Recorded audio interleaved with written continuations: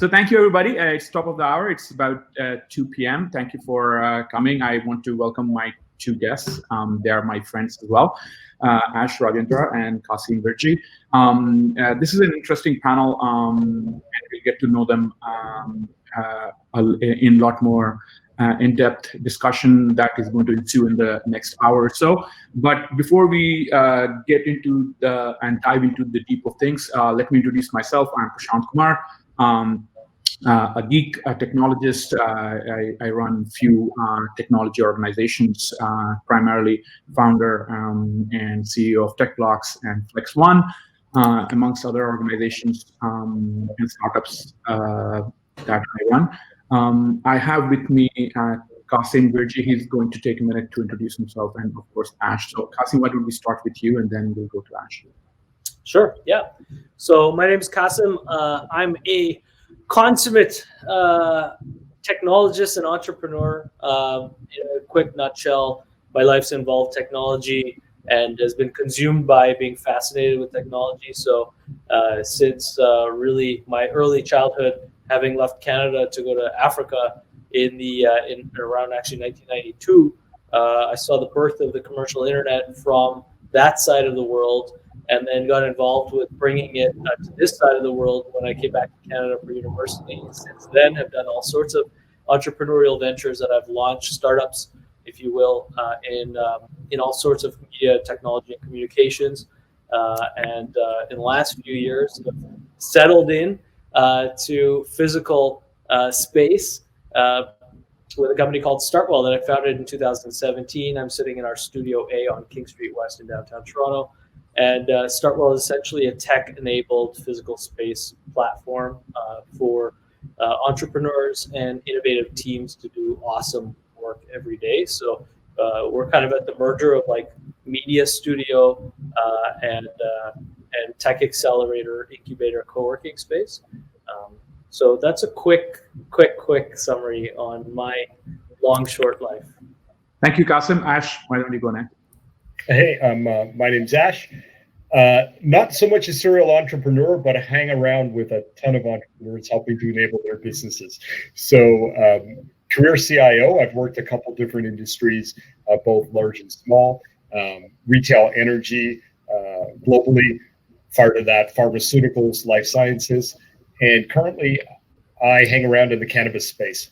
So I am the CIO of a company called Supreme Cannabis. We're a Canadian-based licensed producer of cannabis-based products. We're a holding company, so we hold a plethora of brands, selling in all provinces and selling in all stacks of the vertical. Awesome, thank you so much.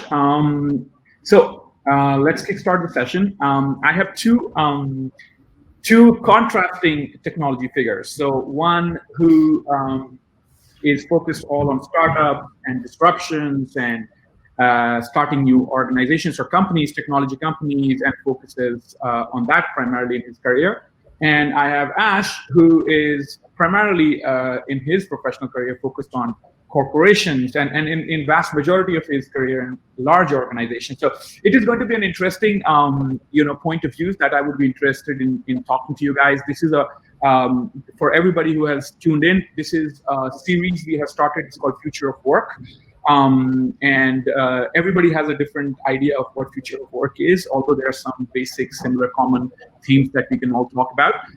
So I want to start this session today by telling you something I came across just recently. I was on the web, and you always constantly kind of look for some interesting tidbits. And there was this interesting time graph, and nothing was surprising. You would probably know most of it, but I want to recite that time graph to you because that would be a good segue into what you think the future of work is, and especially when it relates to what your experience as a future of work is. And I would then go on to, in that part of the session, focus more with respect to 2021 than 5 and 10 years down the line. So I was just going through this interesting timeline. It was published by PwC, and it said in 2006, in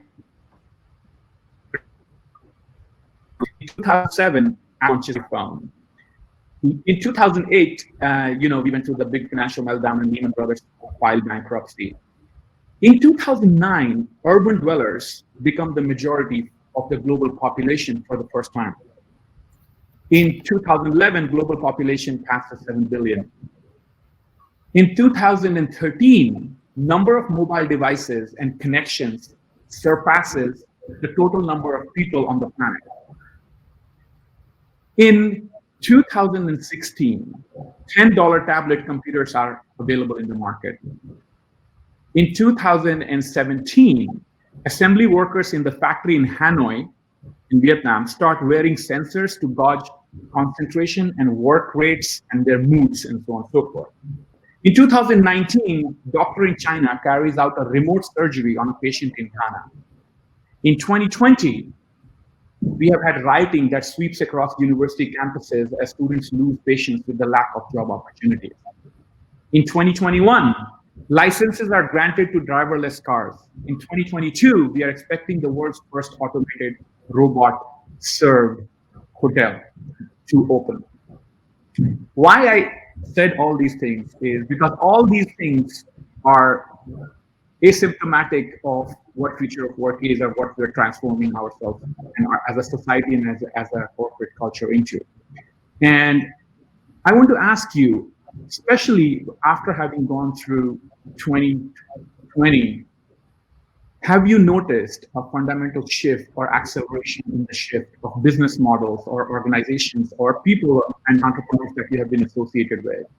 Or you think actually nothing much has really changed and fundamentals are still the same? And whatever changes you have experienced, do you think which one of them are permanent, which one of them are temporary? So talk to me about your experiences with respect to 2020 and acceleration of future of work. Ash, sure, I'd be happy to. You can be the next victim. So I would say a lot of it depends, I think, on the industry you're in. Is there a disruption? Absolutely. Has some of it been an acceleration of stuff that's already been there? For sure. I think there's been a trend for a while that humans covet free time. And if you actually look at it, the amount of free time we have over a period of time has been constant. In fact, it's been increasing. And so, if you think about it, whether it's the dishwasher, whether it's Amazon Prime delivery, whether it's no longer going to get a video or Redbox and be able to stream that, we actually have more leisure time on our hands. And so I think that trend will continue. And therefore, any products or services that we interact with that allow us to claim back additional leisure time will continue to accelerate. So, for activities where I can get the same amount of attainment and joy without putting in additional effort, we're going to see an acceleration there. And so, I see that, for example, in the day-to-day existence in my office. I think the idea of telecommuting in general has now just become more accepted. Even if you were the old school manager who said, I got to be sitting beside somebody in order to gauge their work performance, the COVID realities made that impossible. So that business norm has been stretched to the max. Do I see the traditional real estate of big office buildings coming back anytime soon with droves of employees sitting together in physical compounds? Not really. Certainly not for white collar work. For my cannabis factories, will we have humans still trimming cannabis buds? Absolutely. They currently trim at a better quality than the robots and the AI. So we'll continue to do that. So, I think disruption will continue to be there. My personal feeling is anytime it's tagged back to human want, typically focused on the acceleration of leisure, it's going to catch on like fire and hard to put the genie back in the bottle. Yeah, Prashant, I'll jump in there. I mean, I disagree with Ash on a bunch of what he said, so I'll save that for last. But to start, I think you touched on a lot with your timeline. There was a lot in your timeline, and then you opened with that massive question of kind of, where we are now and how we can extrapolate lessons from the nature of human work. I'll say this. the thing that I see is something we need to remain cognizant of as a modern urbanized society.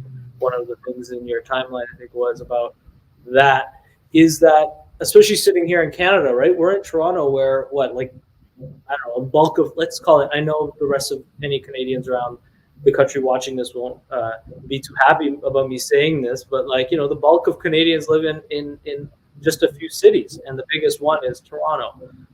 And we are an urbanized country, even though we have one of the largest land masses in the world. So in many ways, our country respect or reflects, I think, some trends that are global phenomena in ways that are so exaggerated that they're obvious to us as Canadians. So I think that's one thing that's very interesting for us to remain cognizant of as we look at societal evolution and the impacts of technological advances on it.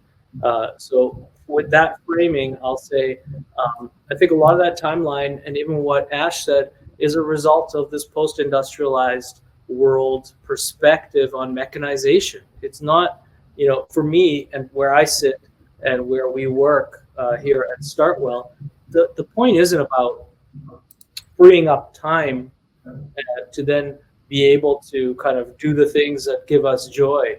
I think that's a post-1950s kind of rhetoric that we have to move past across the world and as fast as possible. I think the idea of separating working classes by function is a fallacy. Increased mechanization and robot implementation in every, or robotic implementation of every kind of industrial process is going to see not time being freed, but greater opportunity for inward journeys where humans can actually look at existential questions that just buying an hour extra a day or 2 hours extra a day because you're not on the highway anymore commuting to the office are not going to guarantee. I think the question of mechanization superseding the need for human toil is one that has existed since the beginning of time. People like Kant have philosophized about this.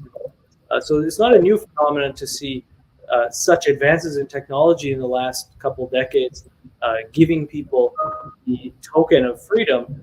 I think instead it's an opportunity for us to say, how do we alleviate ourselves as a society, a global society, from not just toil, but work which is not in line with our passion, our purpose, and societal advancement as a whole. So that's kind of my meta. And then I've got some stuff to say about COVID, but I think we can go further in the discussion, and then I'll come back to that. Okay, excellent. One thing I think you both agreed on is that there are changes. We are not going to go back to the same work forms or habits, irrespective of the reasons why we are going to do it and what we are seeking as a society. That's where you have kind of fundamental disagreements. But do we agree that it's not going to be the same? And COVID has just accelerated something that the world was going to do anyways. And for white collar jobs, I also agree that I fail to see where all my employees are going to show up at work, and we are all going to be back under the same roof all the time. Having said that, I had a very interesting thread that I wanted to take from both what both of you said. Is people are increasingly going to look for opportunities, and the opportunities are changing. What, in your opinion, is happening in your workplaces or in your areas of work? And let's focus on technology, because you both are technologists at this point. And do you see some kind of transformation that is happening, even in the nature of organizations and IT organizations, and the roles and the careers that people should be seeking? And why I'm asking this is because one of the things that interesting things that are coming out is, as I said in my timeline, that a lot of universities, kids are coming out and they're saying there's not much opportunities for us, there's not much jobs for us. And then you go to all these organizations at the same time and they see we have all we find people. So one thing is that there's opportunities, but there's a reskilling and the skill gap that is happening. And then in my first future of work, we talked extensively about how education system is geared towards producing a certain kind of professionals and kids coming out of university, and then they come back to work and they face these rural realities. They were there before as well, but they are more pronounced now. This fissure has become bigger and bigger, and it's becoming now. You guys are entrepreneurs and executives in organizations, large organizations. You're hiring. You are seeing this workplace evolve. How do you see your future hiring strategies, recruitment strategies? How would you build your teams? Do you see a totally different way of what kind of cultures you will set up? What would you advise to the grade 12s and the fresh university grads? What are you looking for them? And how are you asking your future colleagues to evolve in this? And Qasim, why don't you go first, and then I'll ask him. Sure.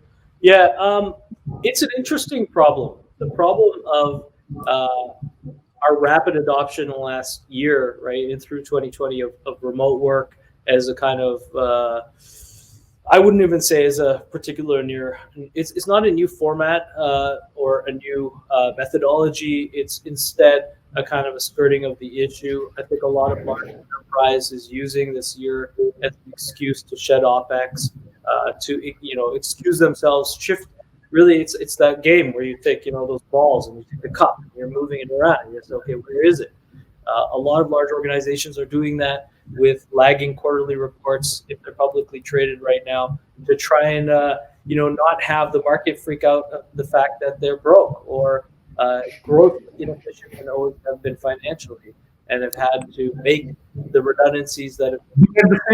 But at the same time, the new challenges, Qasim, I would say, are that organizations have to spend more on reskilling their employees. That has become a lot more pertinent question. Originally, it was more like a lip service that organizations gave towards recruiting people, that, hey, we will allow you to reimburse and we will pay certain people for certain education. But now it has become part of the mainstream. So do you think a lot of that money that they're saving on, let's say, CapEx kind of budgets, or what they would have spent in a building or a rent, has to go and be reallocated towards certain other priorities? How do you think that shapes up, and how would you go about looking at those things to factor into your new organizational priorities, budgeting, and so on and so forth? Well, what I was going to say is that I think that we're seeing this year has seen an adoption, for better or worse. We've seen an adoption of this kind of trimming the fat with a lot of large organizations. Okay,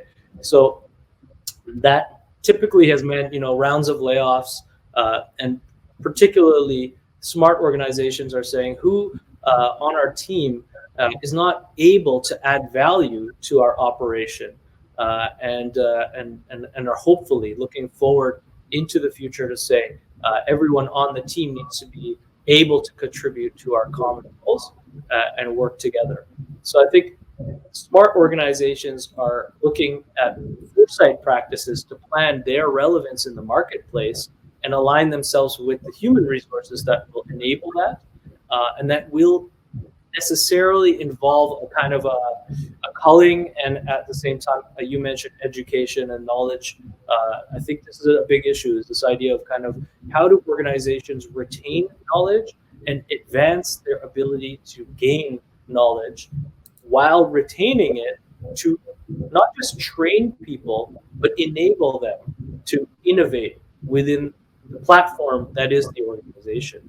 So I think smart organizations are looking for smarter people that have their own perspective on opportunity for their company, a passion to devote themselves to that purpose of advancing the company's mandate and abilities.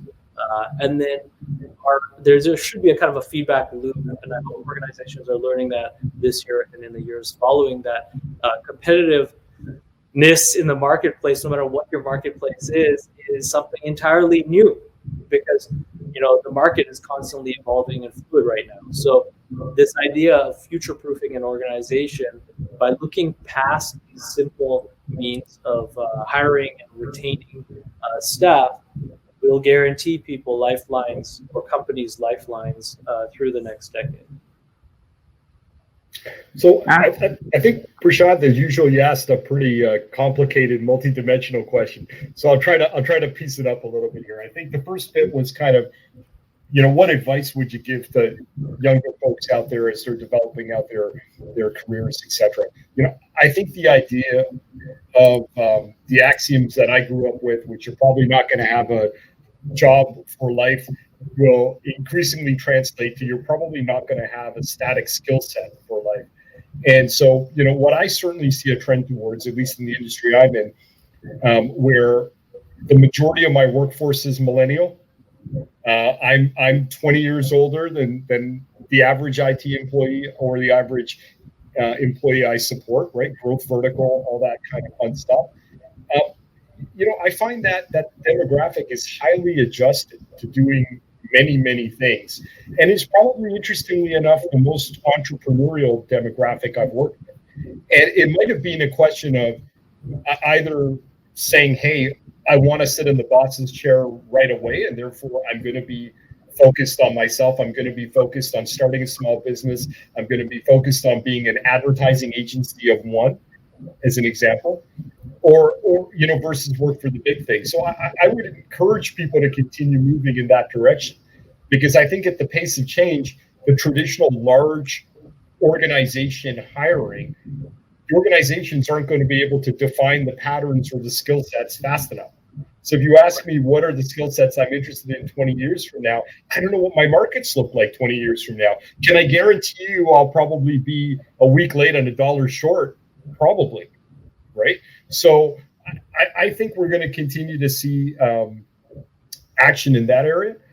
I would certainly agree with my peer on the call that, as usual, any kind of disruption in the market creates an atmosphere for taking out OpEx, often doing it in the old-fashioned way.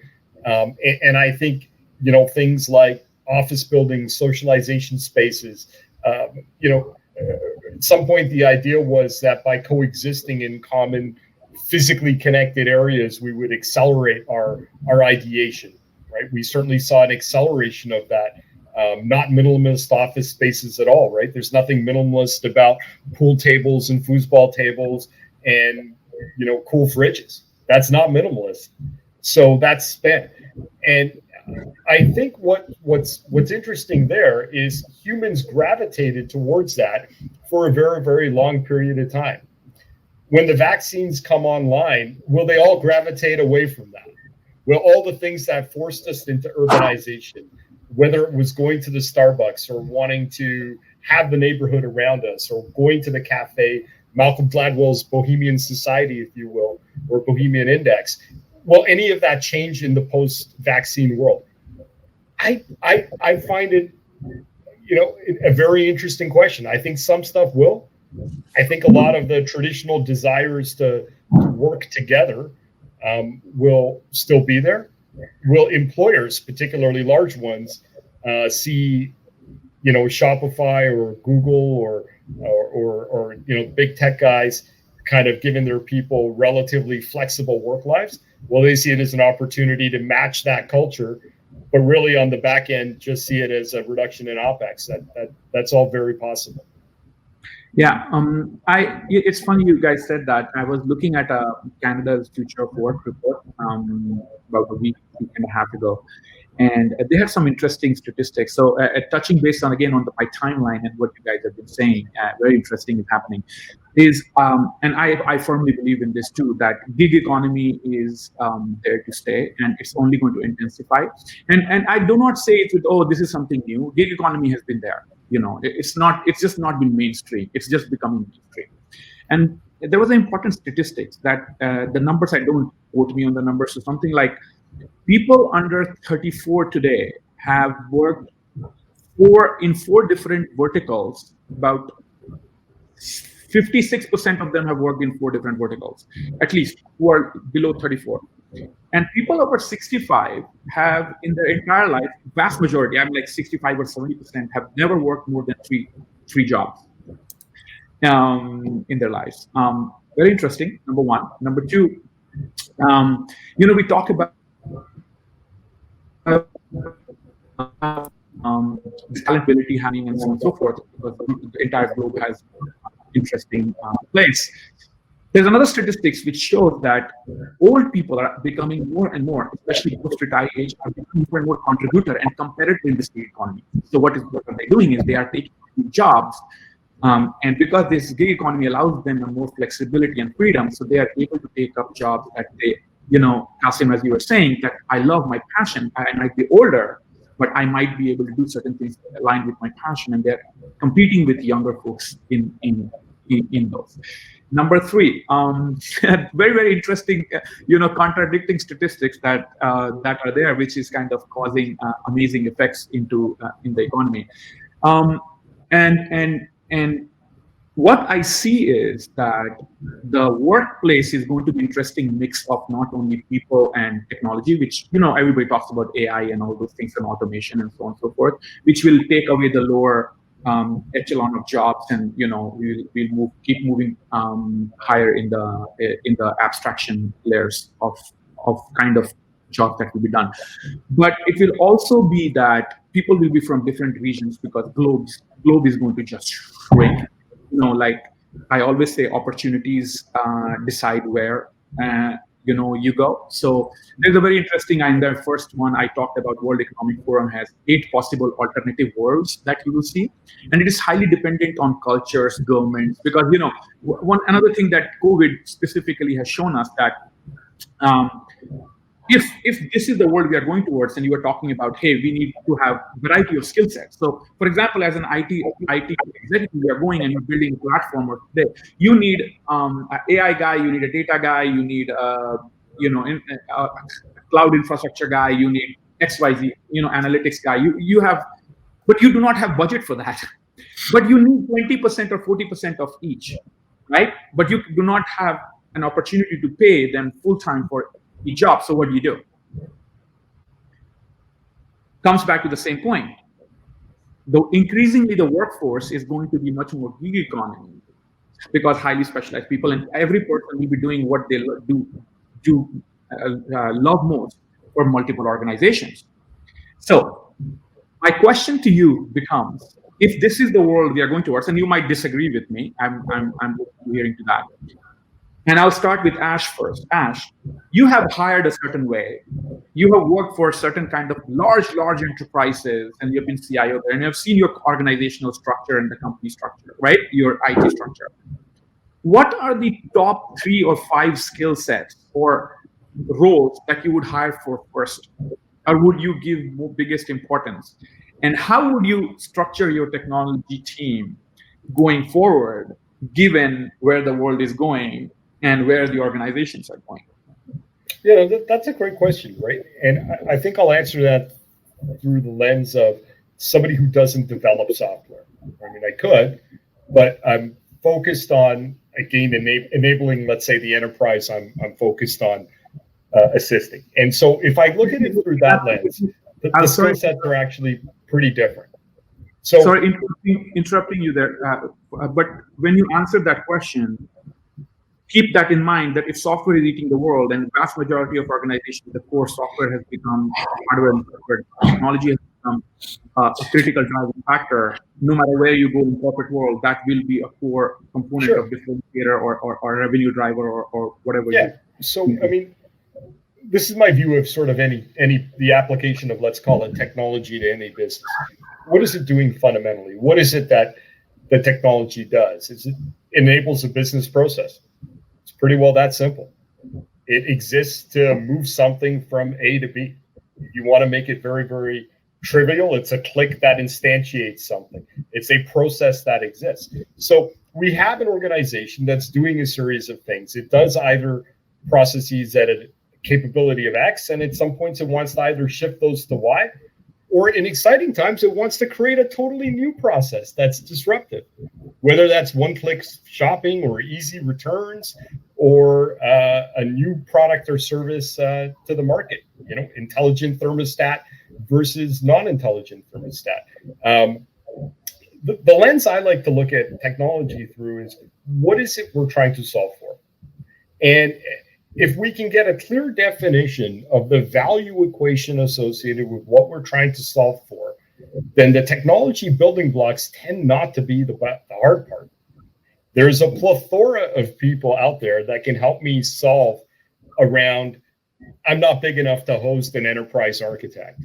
I'm not big enough to host a full-time security guy, right? Or let's call it the ingredients that might be required to build successful technology platforms and orchestrated transactions in my business. So the skill set that I'm actually most interested in are guys who can understand the emotion of process and orchestration really, really well. And if they can understand that and put themselves in the shoes of, let's call it either the internal or the external customer, then we've got phenomenal problem statement and scope to solve against, and the technology is a ton of fun to apply, right? So from my perspective, it's actually that. I'm looking for people that can understand journeys, that can understand experience maps, that can work with the people I work with to tease out the magic in the transaction, or to tease out the magic in what's missing on the customer side, that if we solve for, we get that 2 + 2 = 5. And, as a corporation, I'm ultimately looking that to end up with, how do I can encourage you to part with your money on a product and service that I deliver at a frequency that I would like. So for me, it's a lot less about, is it an agile programmer? Is it a full stack developer? Is it an architect? Is it a security guy? Is it a cloud skill person? Those skills change fairly rapidly, but the core axioms don't. So good designers, good people that understand emotional transactions, and we get that part right, then lots of great people for us to partner with to help us build those visions out. So, Qasim, similar question, slightly with a twist. What I meant to say, and I've been asking the same question, is if the workforce and the nature of workforce is shifting, and the vast majority of it is going to be gig and part-time and those kind of workers. And the fact that you yourself are saying that a lot of these skill sets are temporary, people are focusing more and more on soft skill sets. Like, well, we shouldn't call it soft skills, but a different kind of skill sets. Your ability to adapt, your ability to constantly learn, your ability to evolve, your ability to understand business constructs, so on and so forth. Not more so than, hey, do I know Java, or do I know C#, or do I know how to do networking? Those skill sets will continue to evolve. If those are not the focus areas, and given all the other paradigms, as an entrepreneur, if you're starting, where do you start? What are the skill sets that you're looking for when you are building your team, or your businesses that you are helping grow are looking for in order to build a team? And I'm very interested in this, that how will the future CIO, the future entrepreneurs, build their teams, and what are the primary skill sets out for? Who are the primary generals in their team, and how will they power everything below that? Because there is a way we have been used to powering organizations and filling our organizations and structures, and I feel that fundamentally is going to shift because of the very factors that we are discussing. How do you see that happen? Yeah. Also, I don't know. Tell me if my audio and video is synced up, because on my side it looks like it's super laggy. Can you hear me? Okay. Yeah, we can hear you, but there is a lag. Don't worry about it. Keep going. I might kill the video. Okay. So you guys can still hear me though, right? Yeah. Totally. Don't worry. Bring the video back. It's better with you on the video. Okay. I don't know if it's gonna how it will look, but I'll try and bring this back. Yeah, don't worry about it. Oh, I know why it's lagging. Technical issues. Okay, you know what we're gonna have to do? Okay, I'm gonna have to keep my camera off. Sorry, guys who are watching this, but no worries. So I'll tell you the fun story while you are trying to turn it on. So I was looking at CBC program recently, and you know how everybody wants to work from home, and everybody's going to work from home. But in Canada, there was a whole documentary around how people are not able to actually be functional from home, because vast majority of homes do not have and stuff. Four cannot go. So they were making choices that this son has a university. I read that. Which kid gets to the online class? Which parent gets to do the Zoom meeting? Yeah, Zoom meeting. And they were rationing out their internet bandwidth in the home, like water in the desert.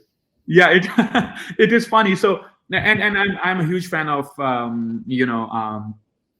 Elon Musk, and he's trying to launch a low height orb, a satellite which will allow internet to be accessible to the most remotest areas. So I'm hoping that comes true, and everybody can have as much internet, and they can really work from anywhere, anytime, rather than this just be a practical proposition. But Kasim, yes, you were saying something.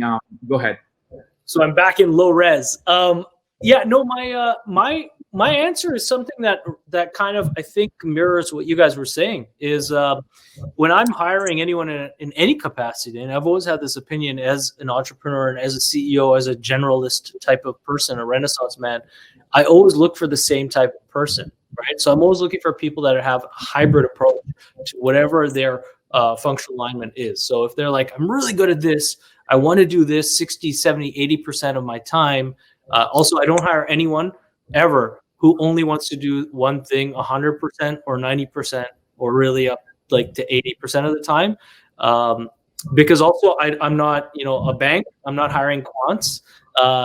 And I'm looking for people to wear multiple hats in my organization. And that's something I recommend to all early stage companies anyway, is you never really know where passions may lie amongst your team, and where the potential for collaboration in unique ways that are spontaneous come. So you kind of want to seed the opportunity by hiring people that are multifaceted, that are hybrid in their knowledge base, and most importantly, that are confident in their core abilities.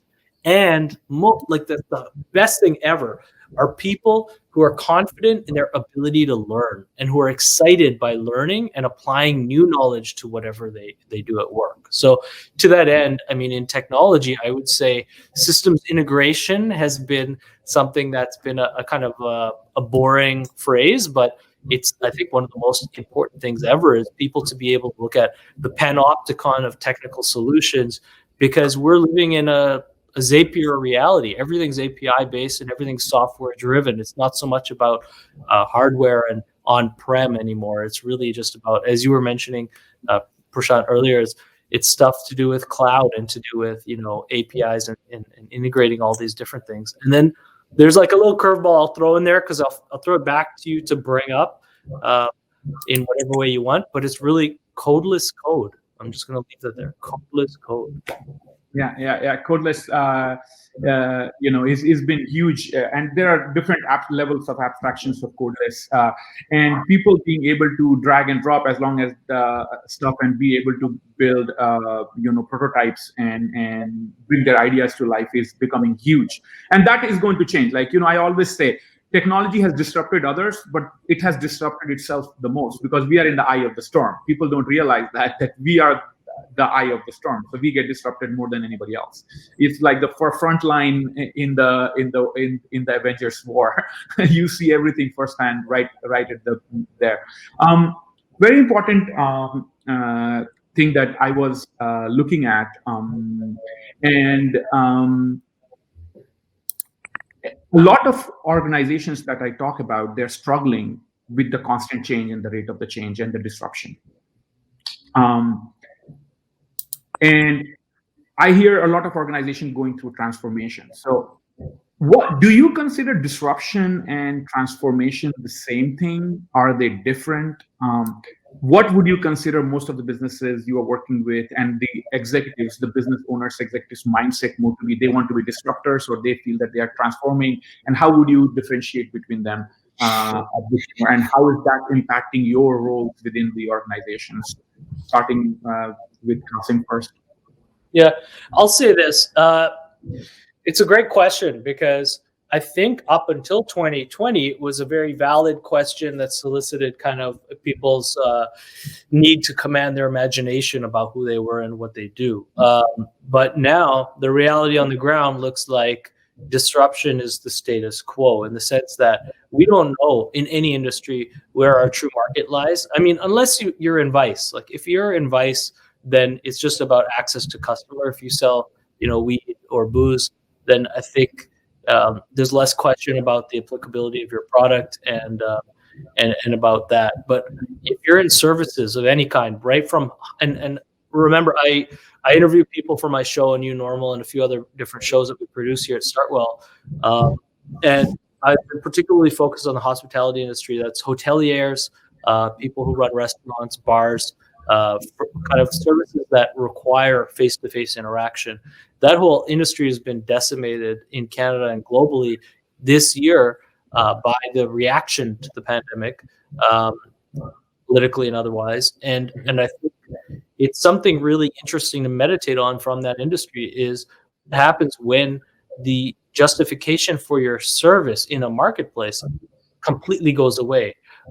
I've seen so many entrepreneurs and restaurateurs, hoteliers, everyone else trying to stay afloat, trying to stay solvent, and just get cash flow continuing by kind of things that a year ago, 2 years ago would have been disruptive in the industry. They're pushing innovation at such a pace that every day they have to innovate to create a new twist on something just to bring a buck in. And I think the thing is, you're just to ask again, what are the two words, disruption and innovation? Am I on mute? Disruption and transformation, I'm saying.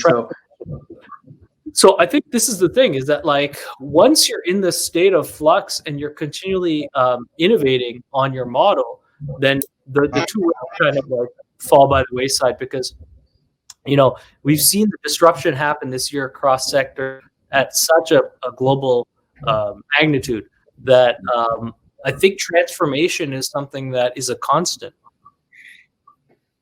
Ash? Yeah, I agree with the point that I think transformation is a constant. If I view disruption for most people as being a negative connotation, right? If I'm in a business and I'm experiencing any kind of disruption, it usually means I'm going to have to hustle to get out of that disruption. And I think particularly in the hospitality areas, in the verticals that my colleague pointed out, have been particularly hard hit. The level of hustle in that industry that's driving transformation is absolutely crazy. To your point, local neighborhood restaurants that I deal with now have groceries, right? They now have takeout kits for home assembly, all stuff that didn't exist on their offerings pre-COVID. Will 100% of those go away? I don't know, right? Margin is probably in a normal atmosphere. If these were additive things, it's potentially additional margin and additional sources of revenue, right? So I think all of that is going to increase. I think there are and will continue to be a host of what I'm going to call legacy businesses that will continue to resist transformation and will ultimately get pushed into it. And they tend to suffer from the same symptoms, which is typically an inward offering that's no longer in sync with what a customer is expecting. And then their inability to change is hampered by their internal processes, right? So, in order to operate, we got to keep doing it this way, and we're only willing to tweak it so much. And those guys are going to continuously be under attack by the gig economy and the hustle that's currently at pace. And that leads me into my next question. It's funny you said that, because for me, disruption and transformation are two sides of the same coin, being honest with you. I also believe that every sector is under duress right now, because basically there is convergence of industries. There is no sector. The definition of sectors has disappeared. Like, what is say Uber? Is it a logistics company or is it a transportation company? And I can go on, and Airbnb. There's a whole, in these, they have kind of converged the industry. I always say it's more about experiences than about industries. So if you have to stop thinking about industries Correct. a bit more. But my question is, this disruption transformation that's happening, and you can look at it. And one of the questions I had for you guys was, which are the top three in 2021? Which are the top three industries, or whatever you want to call it, are the biggest, you think, areas of opportunity? I think everybody can look at it from their lens and they will have a totally different one. I have my own. I want to know which ones there are. And I want to know from where you sit, and from a corporate world perspective, technology executive perspective, an entrepreneur who leads a lot of startups, both of you, do you see 2020 leading into 2021 with accelerated disruption, transformation, and all the things that we talked about? Is it leading to more opportunities, or is it leading to lesser opportunities? And I know it's a pretty broad, open-ended question, and you can also preface it with a certain group of audience and where people are in different stages of their careers and stuff, or what they're doing. So, but I would be very interested to learn, what do you see from your perspective first? So Ash, do you see more opportunities for yourself as a CIO and people who work under you? And what do you see for the rest of the folks? And Qasim, the same thing for you afterwards. So Ash, first you. Yeah, no, I would say for myself, and at least in my vertical, I think there's more opportunity, but we're a young vertical. Yeah. Right? So, 1-year-old vertical, double-digit monthly growth rates. So you expect all of that in a new vertical. I think in our case, pandemic has accelerated a number of things that would have been extremely difficult for us to do in the past.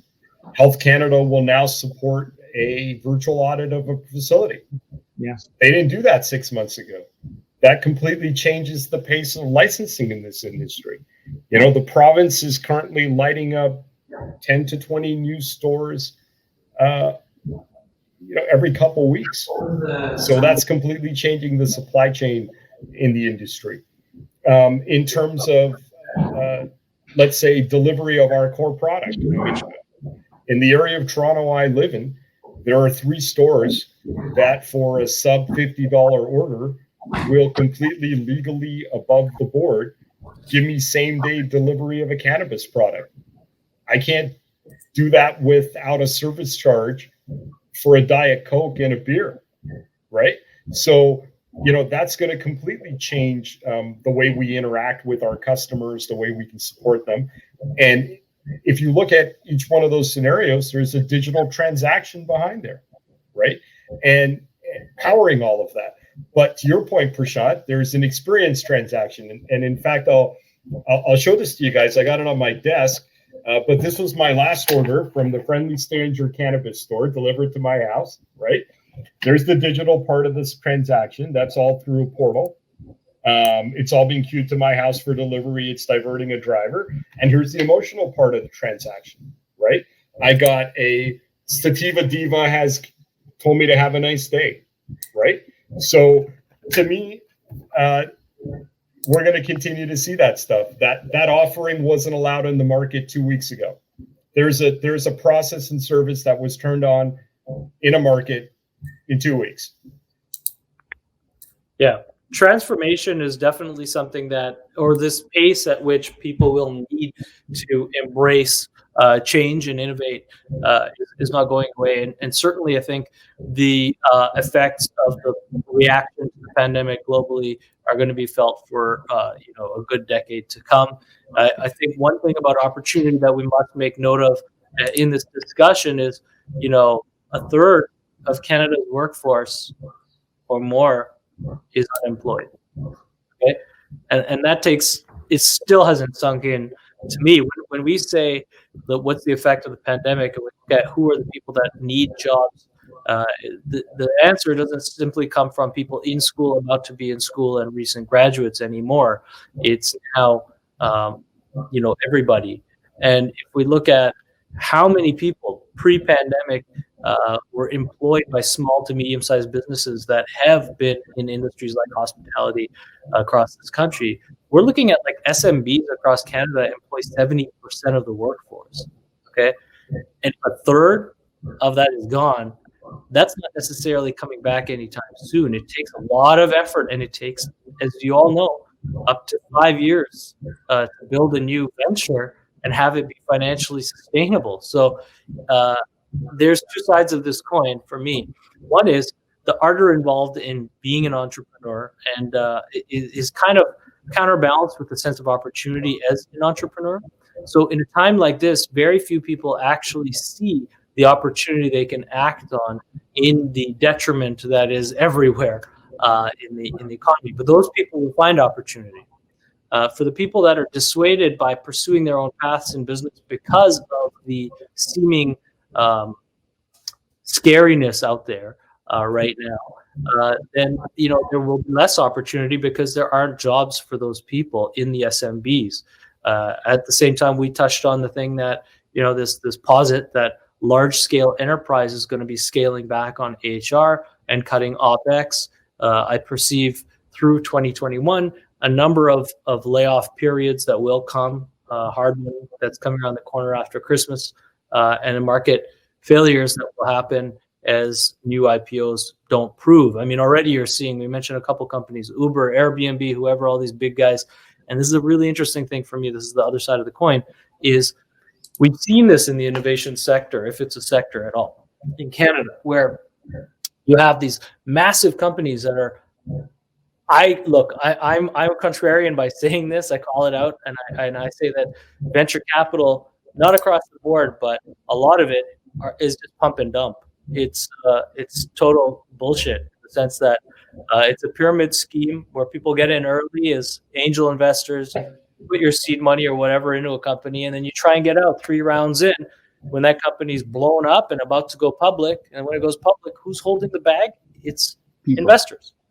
It's people. And pension funds and the large kind of like aggregate funds can play this game all day long because it's just about hedging. But the process has corrupted entrepreneurialism, and in technology specifically in the last couple decades in North America. I think in the last 5 years, from my angle here in Toronto and in Canada, our tech sector has emulated a Silicon Valley success story that has been conjured through the mass media and is not realistic or in line with our culture in this country of bootstrappiness and fighting through 4 seasons that involve minus 30, 40 degree weather. So one thing I'm hopeful for is the strength of our entrepreneurial capacity in this country for young entrepreneurs or old entrepreneurs who may be jobless right now, to look for new opportunities that can help their fellow Canadians and pursue paths that are more sustainable financially than involving investment. Yeah. My sentiments are with both of you guys, so I'm going to kind of give you a kind of hybrid answer.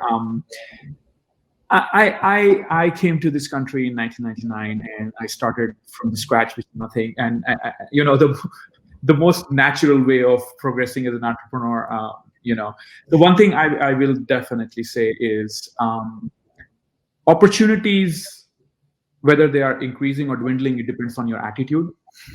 I always believe there are always going to be opportunities, but they are all evolving, and the evolution is fast. So to what I say to young people and to the people who have lost their businesses somewhat is there are opportunities, just look around. And it's funny that you guys brought up the examples, which are my top 3 sectors, which I feel in 2021 are the 3 sectors which has most amount of opportunities. One is education training, the second is supply chain and logistics, and third is commerce.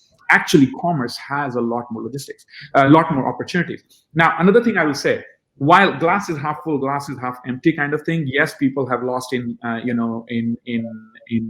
hospitality. A lot of businesses have lost. But, Ash, we have a common friend. If you are willing to hustle and reinvent yourself, you have opportunities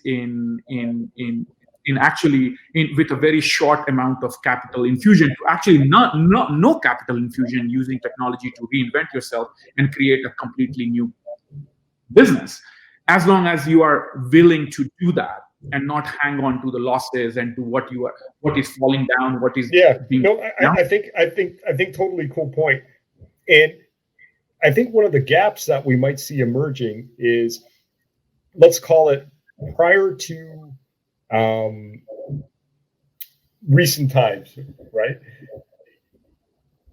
you could have a business that didn't necessarily have a high dependency on technology, right? I'm going to just make really good cookies and I'm going to sell them. I'm going to treat my customers well, and I'm going to build my business one good cookie and one smiley customer at a time, right? Perfect business strategy. Nothing wrong with that. Now, as we start to encounter pandemics, or even if outside of the pandemic, let's think about how a business like that scales and what's required to scale that business to the N+1 degree. What's probably a technology advisor to some degree, So to treat on your example, our mutual friend who's in the hospitality industry has at least a couple friends who are in the technology industry and happy to bounce these ideas off him and be, if you will, his digital coach. And I think about, the stat that was offered around the harm that's being suffered through the SMB business, and particularly some of the verticals that are offered. And you wonder how many of those businesses have a digital life partner, right? And I'm not talking about someone who will just kind of flog them services and a new Square payment terminal or that kind of stuff, but helps them understand the opportunities that might be in front of them on their existing captive businesses through the additive lens of technology, right? And it feels to me that with some of the gloom potentially ahead in the new year with the SMB structure, perhaps rather than just bailouts and let's call it traditional government methods of helping, it feels to me that there's some sort of an opportunity there. I don't know how to put my head fully around it. No, it's businesses funny. under a state of disruption that are small enough right. on the SMB side that they don't have the relationships to be able to foster some of the thinking whereby digital disruption may help them. So very good point made. I want to make one point and ask you, we have 3 minutes left, so one final question and then kind of wrap this session up. Very good points. I think there is a lot more opportunities available at the bottom of the food chain today than it was yesterday. That's the bright side.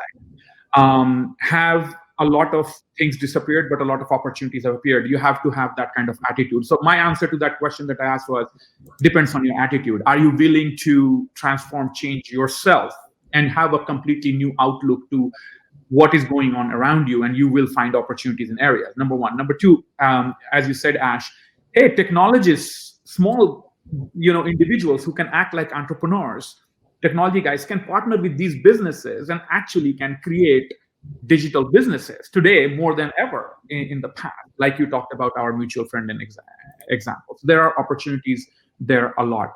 I have a question now, which I want to wrap up with is, if you were to give advice to that small, medium business, which is really struggling today, and the second group of people who are struggling today are the young kids who are trying to come into the workforce. These are the two most, I would say, vulnerable groups, or at least they are feeling vulnerable. What is the advice that you would give them into 2021 when they go back to work, or they're gearing up to go back to work and start fresh? Many people are looking to hit the reset button on 2020, and for a lot of the 2020 never existed on the calendar. What would you advise them? What would you tell them? I mean, I'll take a cut at this.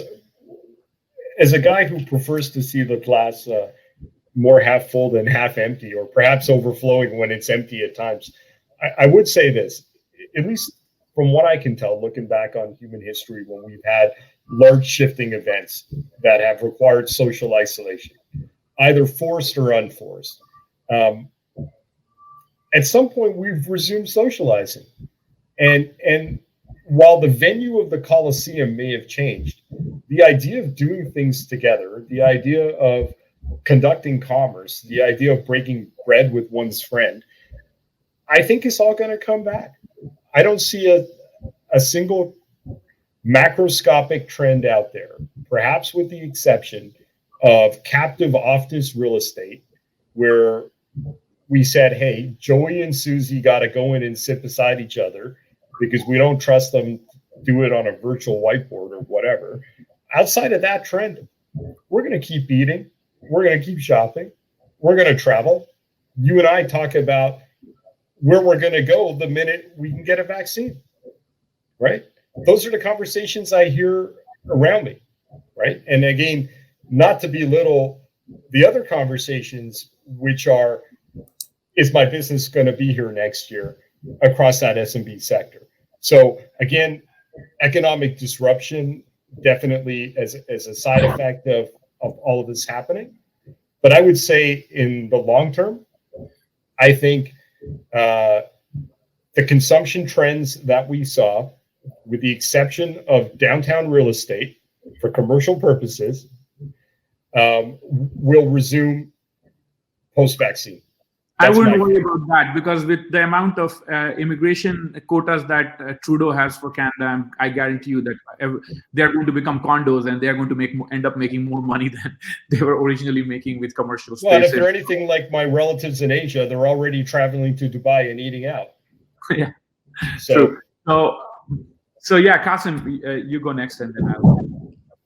Yeah, on this point of kind of like, I guess you asked what I would recommend to, or what advice I could lend someone going out in the workforce for the first time in 2021, and anyone considering a pivot for their career in 2021, right? Yeah.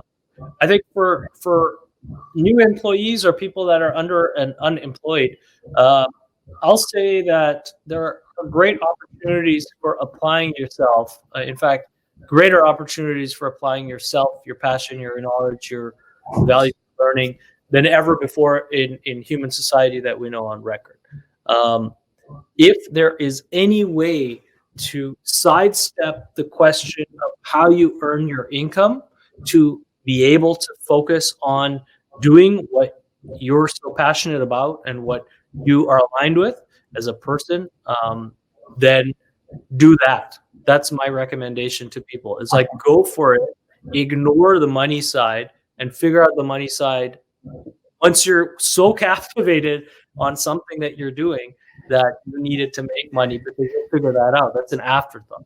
That's awesome. That is the best thing you could have said. Well, because I well said. Posted this yesterday, and a very smart guy. I love that guy. Elon Musk said the same thing in a WSJ, saying nobody bleeds for the prince in the palace. And number two, they kept asking him, why is there an ambionization of corporate America, and how can we drive innovation? He said, simple, man. Just focus on making your product better. Don't focus on finances. Just don't go on corporate meetings. Don't stop. Just sit in the morning and say, how can you make your product better? And not just for you. If you don't love your product, nobody else will.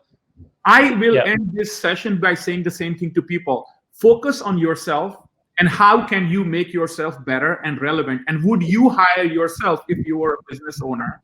Or would you think that what you are doing is productive, and would you pay yourself for something that you think you are learning?